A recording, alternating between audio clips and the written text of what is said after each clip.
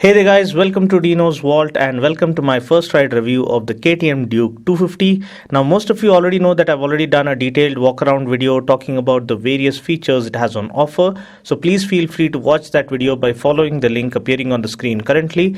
Now looking at the Duke 250, this was by all means a surprise package, and to put it across more meaningfully, this hit the competition like a stone cold stunner. Now while the first gen Duke 250 and the RC 250 were already available in the Indonesian market, all of us here in India, however, had no clue about its ride feel or power delivery or even the riding experience.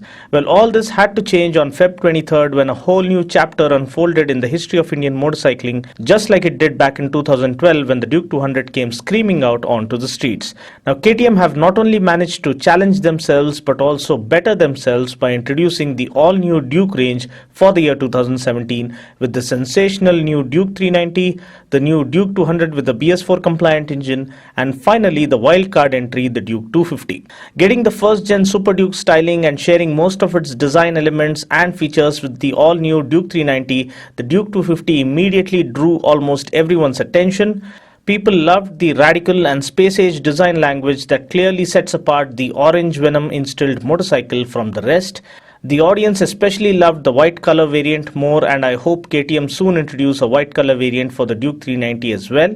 Now if you stand confused as to which one to go with, and most importantly are having a tough time understanding as to where does the Duke 250 fit in, what makes it special, and is it really worth the money you pay, then this video is especially for you. Now let's look at the setting in which the Duke 250 has been launched. The Duke 200 was a monster hit, and so was the Duke 390 with insane amount of power, superb handling characteristics, and the added safety of having dual channel ABS on board. Now for the existing Duke 200 owners, the only option to upgrade was the 390, which felt a bit too much to handle for most of the rookies out there. Hence, with the Duke 250 now paving the way, you have almost everything you wished for in an upgrade from the Duke 200. The 200 is a sweet little monster in and of itself. Now I myself own a 2014 model Duke 200, and I must tell you I enjoy each and every ride on this bike. It's really rejuvenating and really refreshing. There are, however, a few things that people hoped was better on the Duke 200, like the heating issue, the harder seats, the stiffer suspension setup, which though offered the bike superb cornering capabilities and handling characteristics, it wasn't all that comfortable to live with on our Indian road conditions. Now the Duke 390 on the other hand was utter monstrosity unleashed with insane amount of power and torque, and most importantly an RU nuts power to weight ratio of 300 PS per ton. Therefore there was always this void between the 200 and the 390 where an all-rounder bike could easily fit in.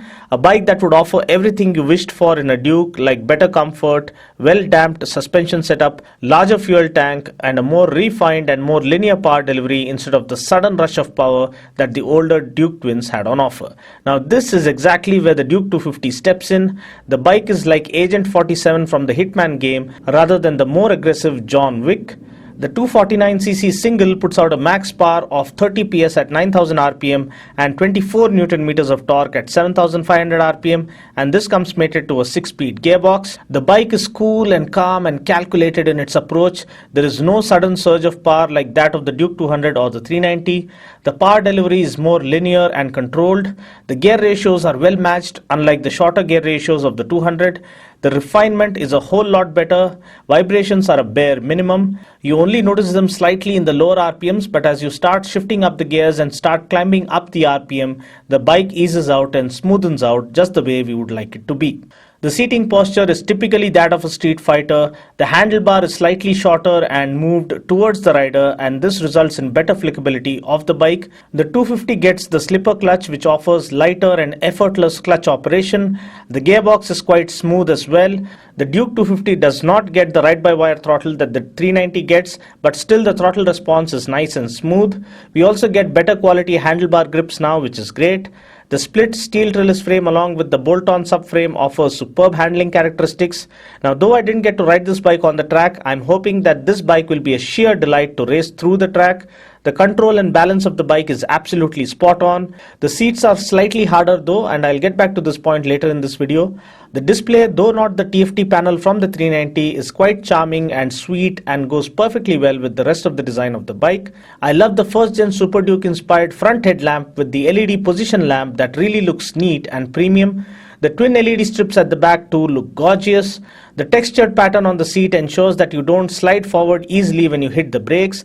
The side mount exhaust sounds a lot better and gives out a racy and bass heavy exhaust note.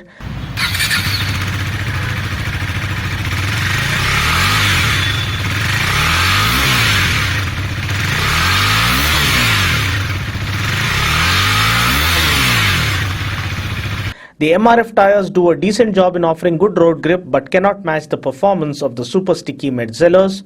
Also, since I rode this bike right after riding my Duke 200 all the way to the showroom, I must tell you that the engine heating wasn't all that apparent on this bike, though I rode it through the city traffic as well as empty stretches.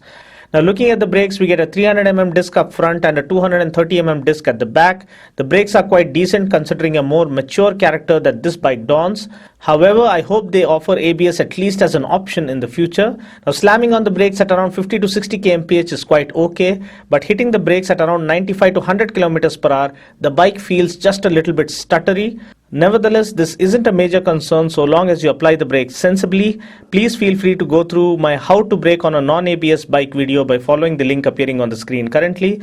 Also, this being a brand new bike, I would give it the benefit of the doubt because the brake pads are relatively new and require some time to bed in. Now talking about the suspension, we do get the same open cartridge USD front forks that come with the ideal damping settings such that the common city potholes don't bother you as much as they do with the older Duke 200's rigid setup. It offers good comfort at lower speeds and great stability at triple digit speeds. The seats do feel a bit hard, though they are better than the harder seats that were available on the older Dukes. Now please note that overly soft seats also tend to give you a butt ache after long rides. I found the seat cushioning on the new Duke 390 to be absolutely perfect. The seats on the 250 though are slightly harder.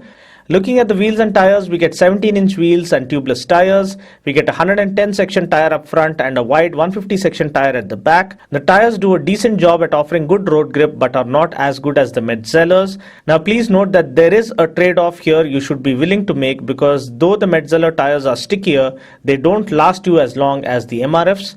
Now for those wondering about the seat height, please check out the link appearing on the screen where I show you how it feels for a person who is 5 feet 6 inches tall to sit on this bike.